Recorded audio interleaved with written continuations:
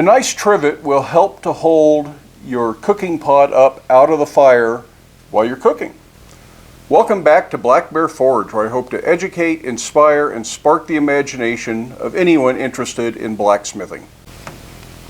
This particular trivet is the one that was started as the group project at the Rocky Mountain Blacksmithing Conference, and all the components were completed, including the square rivets that went in the square punch holes, and it just needed to be assembled. So I finished assembling that today, but I thought you might want to follow along while we make one from scratch.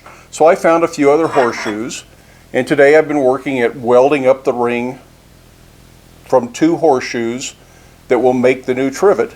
So let's take a little step back in time and see how I got a couple of horseshoes to this stage. As I mentioned, this project is going to start with a couple of horseshoes. The first thing we need to do is weld these end to end, but they aren't going to weld up just exactly perfect because they're tipped in at the end. So I'm going to start by opening it up and start working on changing the shape, because ultimately we want a round. So we're going to open that up and then scarf the ends.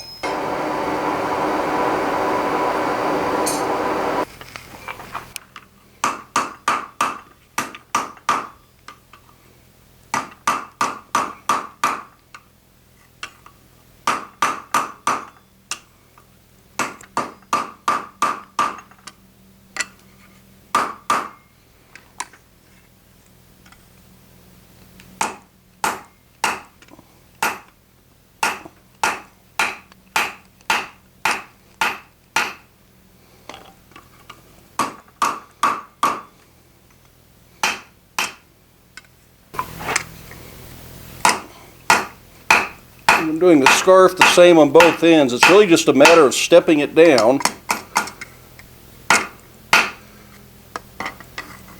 and creating a nice thin end for the scarf. And there, you can see they're mirror images, because I'm doing them on the right side, and then I flip it and I do this. And if I do that the same to the other horseshoe, then I'm guaranteed that they're going to be able to go together properly. Whereas if I try to do one up and one down, I might accidentally get one backwards.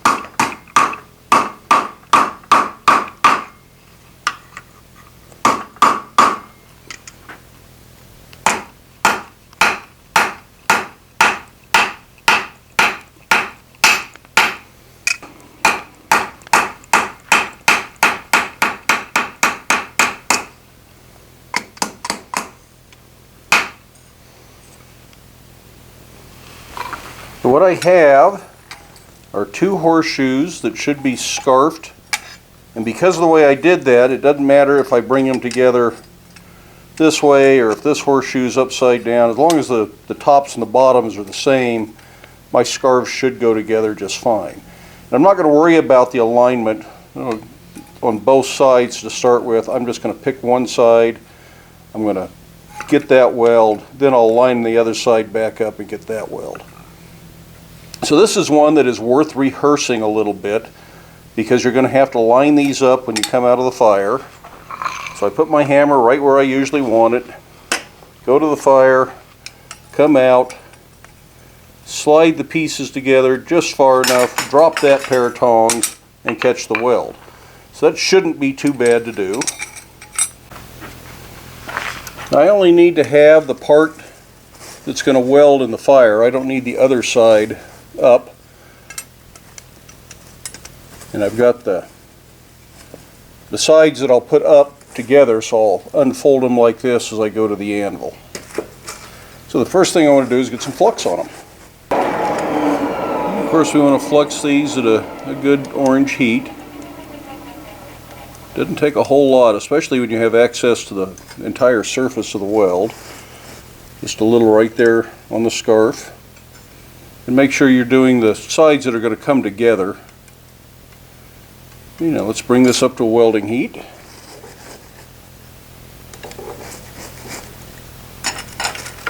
want to come up to welding heat fairly slow so you don't overheat the very tip of the scarf.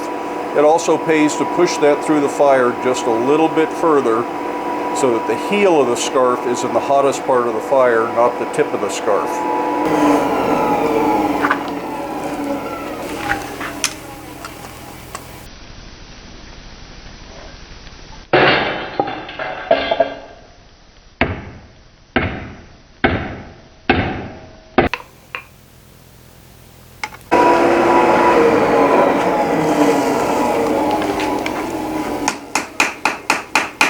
A second heat just to make sure my scarves are down. Be careful not to overwork the weld. It would be easy to make it too thin. I'm going to forge a little bevel that matches the bevel on the horseshoe. Now you will notice that I have outsmarted myself here. I didn't get my line up right where I wanted it. So the scarves are backwards. Now I could probably weld it that way, but I'm going to go ahead and heat it up and bend this and tuck it back under so that my scarves are really right the way I want them to be. So this should be pretty simple to just bend one of these out.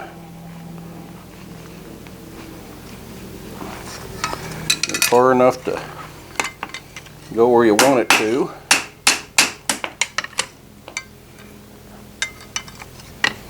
And then tuck it back in.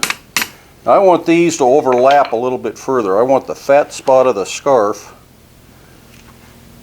to touch the fat spot of the other scarf. So I'm going to have to push that together a little bit.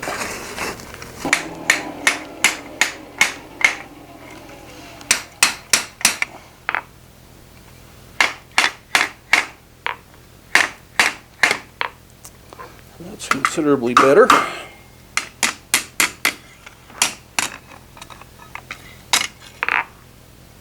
That way you have a bit more material there to refine the weld without getting it too thin. So let's flux that, bring it up to heat, and weld it.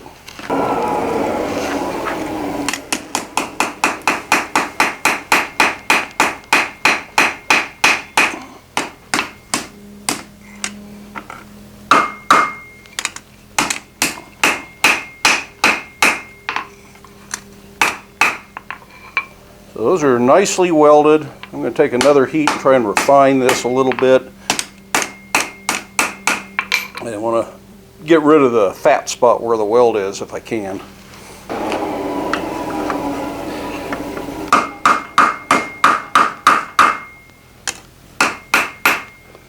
Yeah, it looks much better already.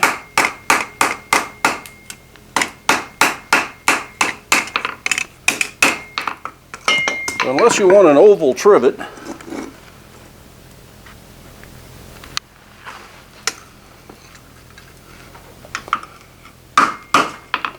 so unless you want an oval trivet, we're going to need to make this round.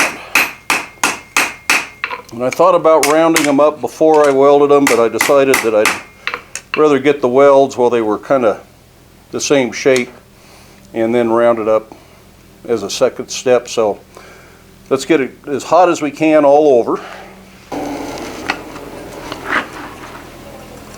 And I'm trying to keep the telltale signs that this was a horseshoe, so I don't want to hammer too much in one spot and flatten all that out.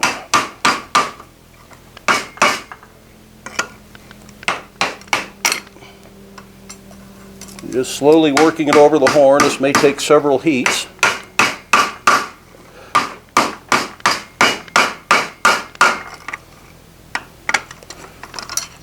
But really, if you had a need for an oval trivet, that would be okay.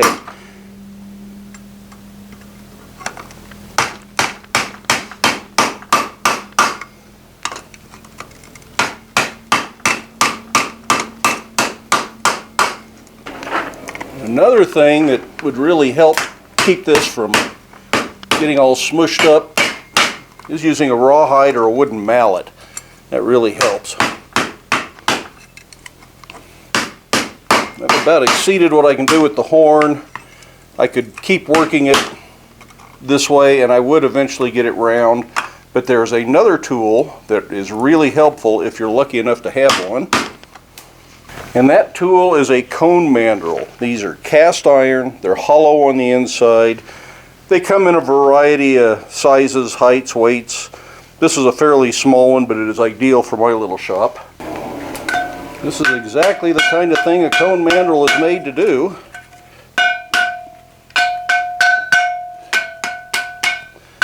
Again, I'm using the rawhide mallet.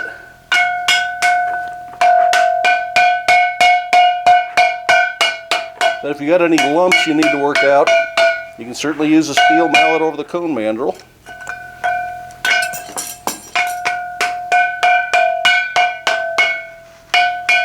And that comes pretty close to making a perfect round. We're going to have to flatten it, and then it'll be a little out of round again. And we'll do this a few times. But you can see that that's a much better ring.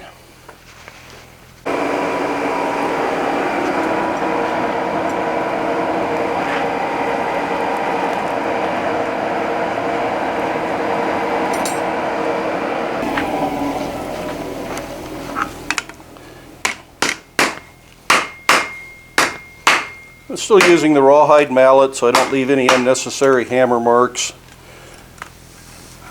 If I was working in just flat bar stock, I wouldn't worry about it. But I'm trying to keep the character of the horseshoes since that's part of the novelty of this design. And then we can go back to the cone mandrel, drop it down and find the parts that don't touch and work them down.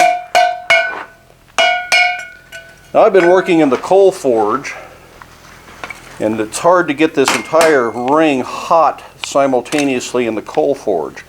But I think it shapes over the cone mandrel if you do, so you have to keep turning it around in circles to get another part hot, and then try to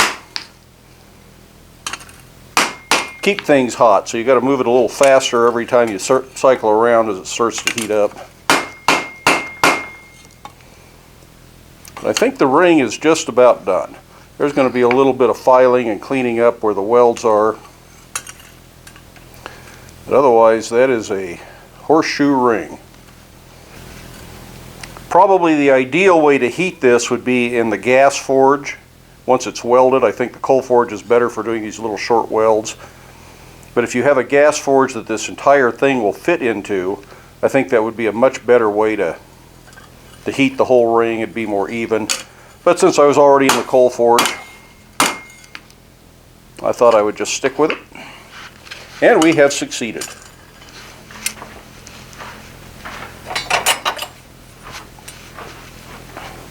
This ring has an outer diameter of 7 3/4 inches. Not perfectly round, it's 7 1/2 on that side.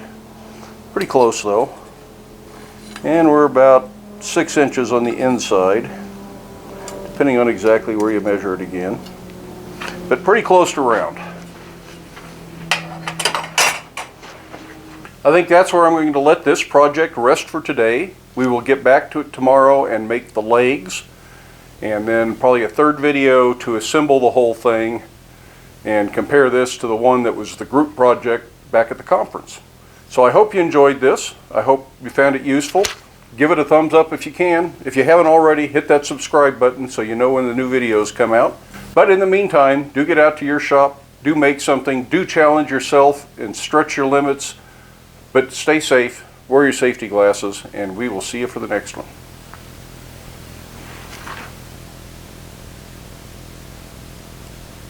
If you would like to provide financial support to help produce these videos, you may do so by following the links down in the description for either PayPal or Patreon. But there is no obligation. That is simply a donation if you so choose.